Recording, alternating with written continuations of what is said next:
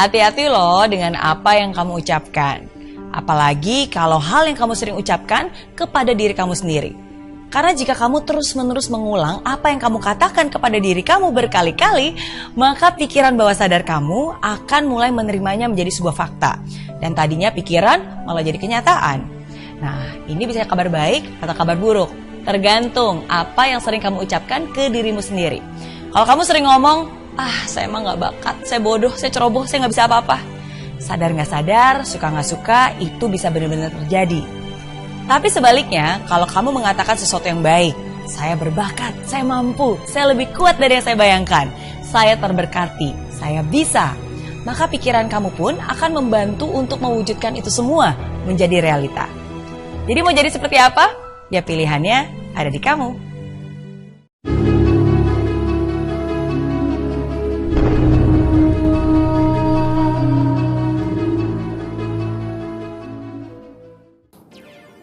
Assalamualaikum warahmatullahi wabarakatuh. Hai smart people dimanapun Anda berada, jumpa lagi di channel Gurupedia ya. Nah, tadi kalian sudah menyaksikan video ya motivasi dari seorang tokoh yang cukup populer. Siapakah dia? Ya benar, dia adalah Mary Riana ya. Dari video itu kita bisa menyimpulkan bahwa apa yang terjadi di dunia ini itu tergantung dari pola pikir kita, mindset kita. Ketika kita yakini bahwa kita bisa, maka kita pun pasti bisa meraih impian itu ya.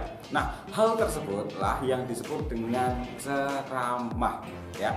Ya, pada dasarnya ceramah merupakan komunikasi dua arah ya antara penutur dengan mitra tutur yang mengangkat mengenai topik tertentu. Nah, topiknya tentang apa saja?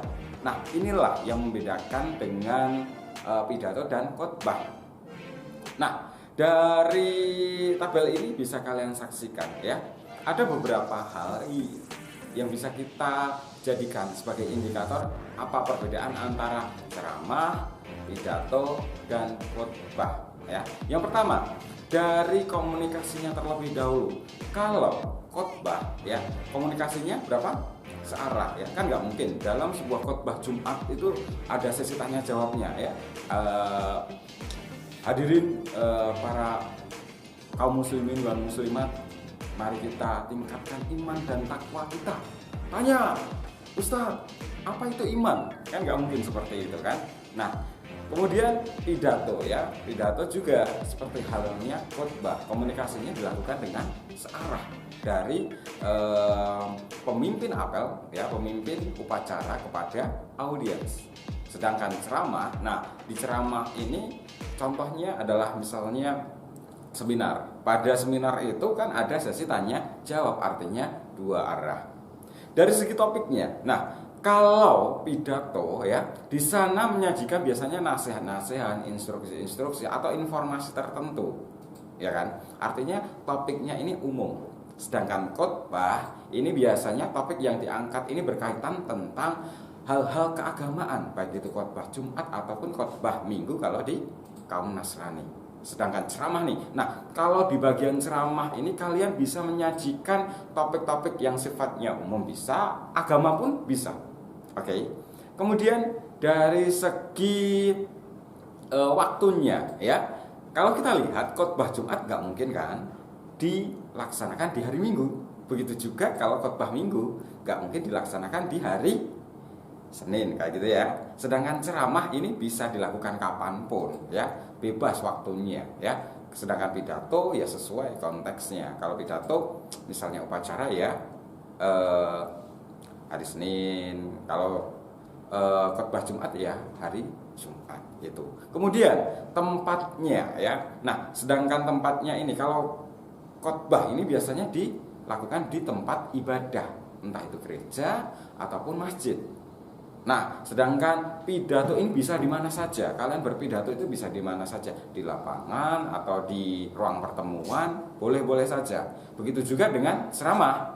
Tempatnya kalian bisa lakukan bebas di mana saja, ya, bisa ruangan maupun di lapangan. Oke. Nah, itu tadi beberapa indikator yang bisa kalian gunakan untuk membedakan mana yang masuk ceramah, mana yang masuk khotbah, mana yang masuk pidato. Nah, selanjutnya mari kita lihat teks berikut ini ya. Nah, selanjutnya bisa kalian lihat di samping kanan saya. Nah, di sana ada salah satu contoh naskah ceramah ya. Nah, bisa kita lihat di bagian paragraf pertama yang menjelaskan tentang topik lunturnya kesantunan berbahasa pada kalangan remaja saat ini ya. Apakah benar ya kesantunan, kesopanan ketika berbahasa di kalangan remaja ini mulai luntur, mulai berkurang? Nah, bagian itulah, pengenalan topik itulah yang disebut dengan pendahuluan atau bisa disebut juga tesis. Di mana di bagian itu menjelaskan topik yang diangkat dalam ceramah itu apa. Disampaikan terlebih dahulu di bagian awal, di paragraf pertama. Kemudian kita lanjut ke paragraf berikutnya, paragraf kedua. Nah, di bagian itu kalian bisa melihat penulis menyajikan bahwa sekarang di kalangan remaja itu mulai luntur. Buktinya mana?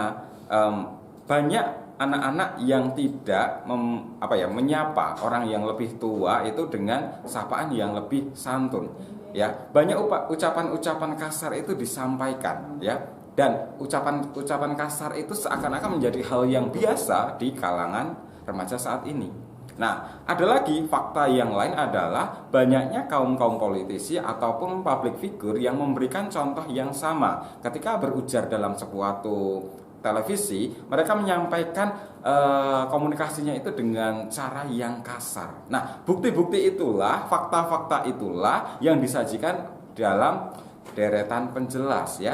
Jadi, bagian yang kedua adalah rangkaian penjelas. Nah, bagian rangkaian penjelas inilah yang menyajikan sebuah fakta ya, data-data untuk mendukung argumen dari pembukaan tadi. Setelah itu kita lihat di bagian akhir ya, dua paragraf paling bawah nih.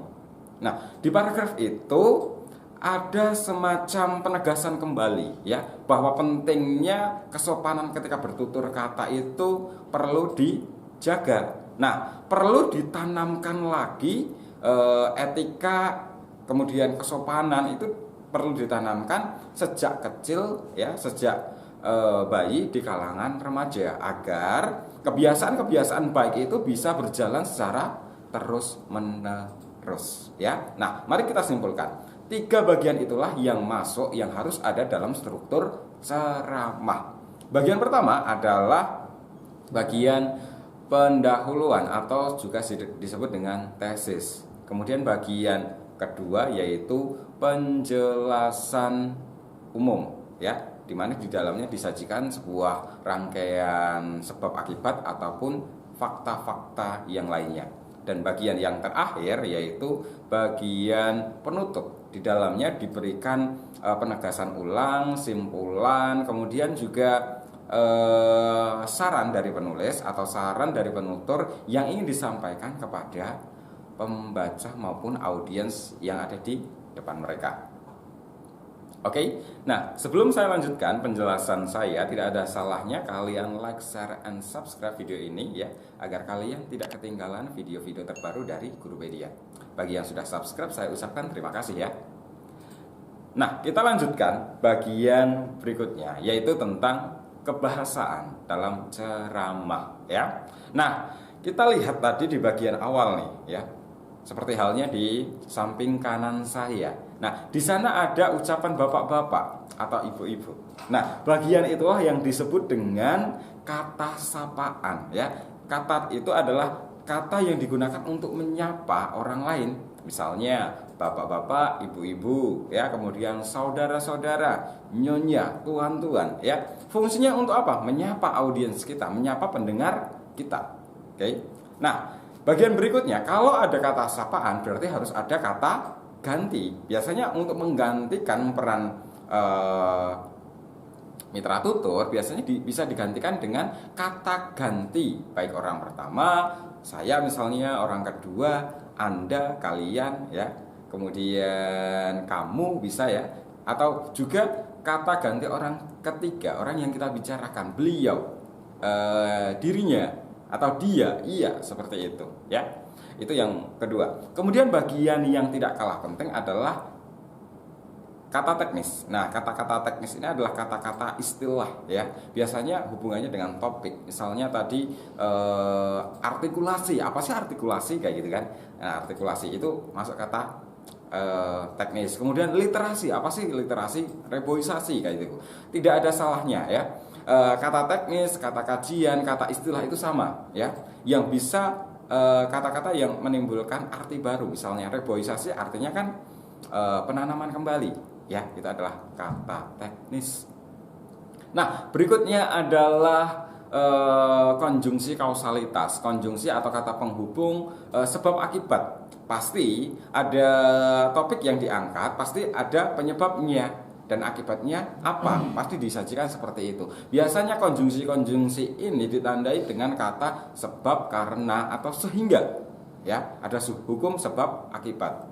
Dan yang tidak kalah penting di kebahasaan yang terakhir atau yang kelima adalah kata verba material, kata kerja yang menunjukkan suatu tindakan tertentu ya, misalnya memukul, kemudian berkelahi, bersepeda, kemudian memotong, memungut, dan sebagainya. Pokoknya segala sesuatu kata kerja yang bisa menimbulkan, bisa kelihatan panca indera kita masuk kategori kata verba material. Ya, itu tadi sedikit penjelasan saya tentang teks ceramah ya, dan mudah-mudahan bisa menambah wawasan kalian dan memudahkan belajar kalian. Oke? Nah, sebelum berakhirnya video kali ini, saya ada sedikit gambar nih. Nah, kira-kira antara gambar yang kanan dan ya gambar yang kiri, kira-kira manakah yang masuk kategori teks ceramah? Yang kanan atau yang kiri? Nah, silahkan jawab pertanyaan ini di kolom komentar ya, saya tunggu. Oke, terima kasih dan saya akhiri video kali ini dan sampai jumpa, see you di video berikutnya. Bye bye semuanya.